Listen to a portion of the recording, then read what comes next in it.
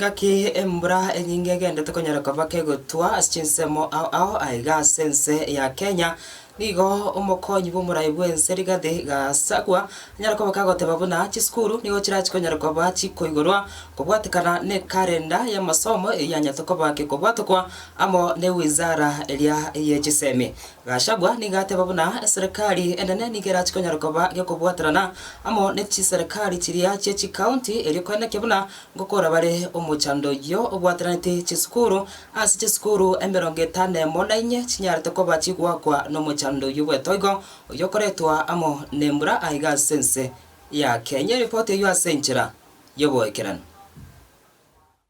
The schools will reopen as scheduled, as planned. But where there are cases where